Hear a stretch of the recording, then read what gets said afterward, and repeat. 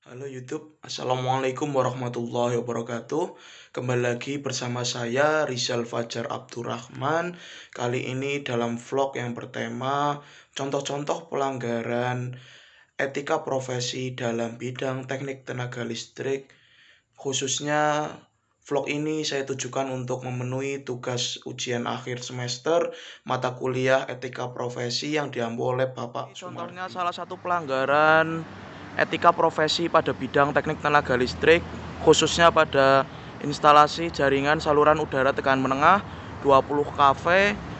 Sebetulnya ini jarak aman antara antena kepada saluran udara tegangan menengah atau saluran distribusi 20 kV. Di sini jarak amannya sekitar minimal 2,5 meter. Namun di sini tidak memenuhi standar aman. Jadi di sini merupakan salah satu contoh pelanggaran kode etik pada pemasangan jaringan jaringan distribusi saluran udara tegangan menengah 20 kV. Di sini mendekati antena televisi yang harusnya standar amannya itu jaraknya 2,5 meter. Contoh nyata ini salah satu pelanggaran kode etik profesi pada pemasangan saluran udara tegangan menengah 20 kV, yaitu jarak bebas antara pohon dengan saluran udara tegangan menengah 20 kV. Di sini jaraknya mungkin hanya sekitar 1,5 atau 1 meter. Padahal untuk jarak aman sendiri yaitu mencapai minimal 2,5 meter.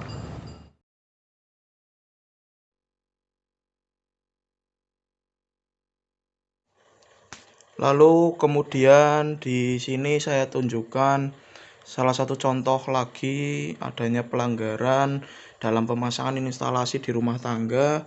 Mungkin ini dahulunya sudah dipasang dengan benar, namun ini karena mungkin pengunci dari saklarnya lepas, akhirnya jadi terbuka, dan ini sangat berbahaya ketika mungkin tersentuh orang atau orang yang memegangnya sedang basah, mungkin bisa jadi nanti tersetrum. Ini tidak sesuai dengan standar operasi pemasangan instalasi listrik rumah.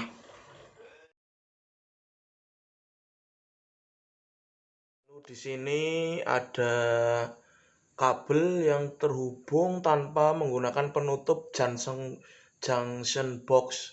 Jadi dalam standar pemasangan instalasi rumah tangga ini baiknya setelah disambung dan diisolasi menggunakan isolator ataupun isolasi khusus untuk listrik, sebaiknya ini ditutup dengan junction box. Jadi di sini ini salah satu contoh pelanggaran kode etik dalam memasang instalasi listrik rumah tangga.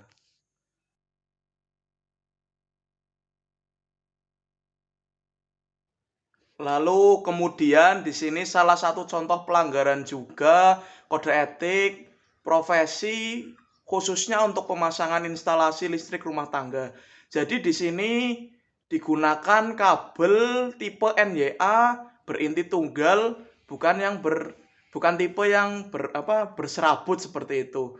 Nah, ini sesuai dengan PUIL tahun 2011, harusnya ketika dipasang instalasi di luar ruangan yang notabene rawan terhadap air hujan, panas, itu harusnya menggunakan kabel yang berisolasi seperti yang putih itu. Namun ketika menggunakan kabel tipe NYA seperti ini yang berinti tunggal, harusnya itu juga dilindungi dengan isolasi atau isolator bertipe seperti PVC, seperti pipa seperti itu, agar bisa terhindar dari rusaknya kawat isolasi dari konduktor tersebut.